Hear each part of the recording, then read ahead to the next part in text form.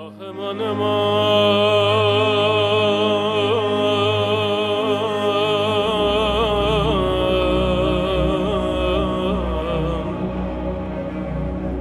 can alam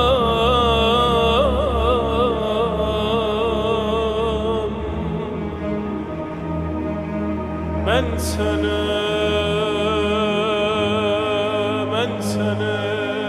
Antalya आबादी के लिहाज से तुर्की का 8वां बड़ा शहर। ben sene beklerim इस शहर की तारीख पहली सदी तक जाती है, जब उस वक़्त के बादशाह अतालुस ने इस शहर की बुनियाद रखी और यहाँ पर एक बंदरगाह बनाने का फ़ैसला किया। उसी के नाम की मुनासबत से इसका कदीमी नाम अतालिया था। बाद में यह शहर रोमन एम्पायर का हिस्सा भी बना।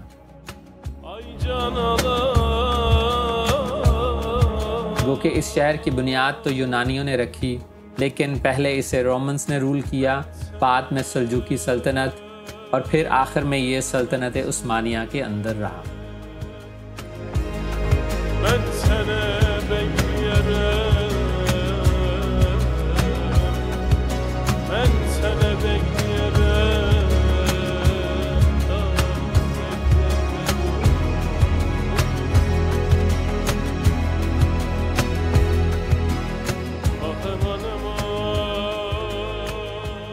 Emma, where are you going? Where are you flying? On a holiday trip. On a holiday trip, but which country? I don't know. Turkey. Turkey. Yeah. I got the place of you. गर्मियों की छुट्टियां हुई तो हम लोगों ने इस बार Antalya का रुख किया। जर्मनी से अंतालिया तक की फ़्लाइट तकरीबन 4 घंटे की है।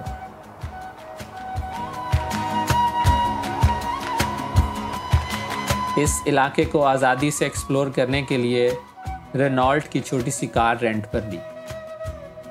गाड़ी की हालत काफ़ी माड़ी थी, इसलिए लेते वक्त उसकी वीडियो बनाना मुनासिब समझी ताकि कल को सबूत के तौर पर पेश किया जा सके। अगली सुबह हम लोग निकले अंतालिया की बीचेस को एक्सप्लोर करने।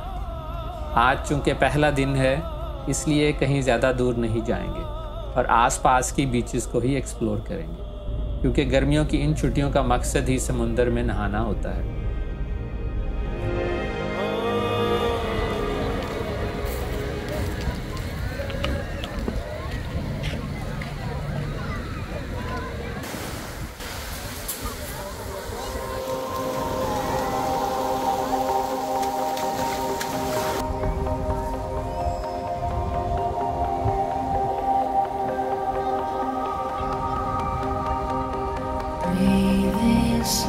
अंतालिया की कोस्टल लाइन तुर्की की सबसे बड़ी कोस्टल लाइन है, इसलिए इस शहर और इसके आसपास बीचेस की कमी नहीं। ज़्यादातर बीचेस पेबल बीचेस हैं।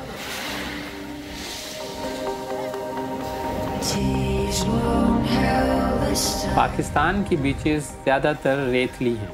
रेत के होने से पानी वहाँ ज़्यादा साफ़ नहीं दिखता, लेकिन पेबल बीच पर इन पत्थरों की वजह से पानी का रंग इंतहाई साफ़ होता है। गो के इन बीचेस पर बगैर जूतों के चलना ज़रा मुश्किल है। अंतालिया शहर की ख़ास बात यह है कि यहाँ पर ऊंचे ऊंचे पहाड़ भी मौजूद हैं, जिन पर जाने के लिए मुख्तलिफ़ जगह पर केबल कार इंस्टॉल की गई है, जबकि यहाँ बीचेस के किनारे मुख्तलिफ़ एक्टिविटीज़ जैसा कि पैराग्लाइडिंग, पायरेट शिप की सवारी या फिर बोटिंग की जा सकती है।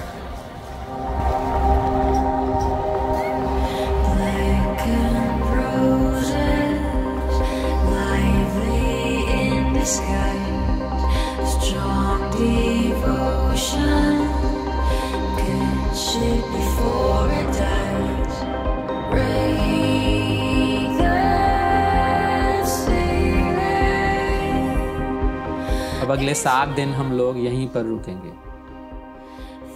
7 दिन के लिए हमने फ्लैट 400 यूरो यानी कि तकरीबन 1,20,000 में लिया, और ये थी वो बिल्डिंग जिसके फर्स्ट फ्लोर में हमारा फ्लैट मौजूद, समुंदर से बस कुछ ही फासले पर। अंतालिया की कोस्टल लाइन के साथ कुछ छोटे छोटे जजीरे भी मौजूद थे। कश्ती तो हमारे पास थी नहीं, लेकिन ड्रोन से ही इनको एक्सप्लोर करने का फैसला किया।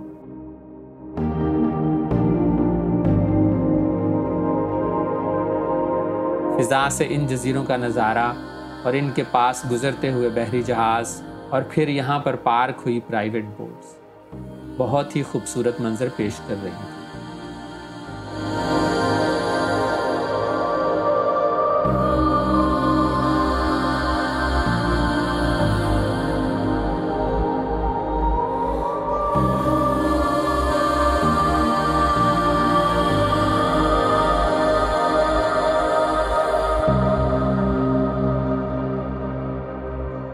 तो ये था हमारा आज का व्लॉग अंतालिया में गुजरे पहले दिन के बारे में। अगली कुछ वीडियोस में मैं इसके अतराफ़ में मौजूद कुछ पुराने खंडरात और रूइंस की ट्रैकिंग करने जाऊँगा। तो मिलते हैं किसी अगली वीडियो में, तब तक के लिए टेक केयर और अल्लाह हाफ़िज़।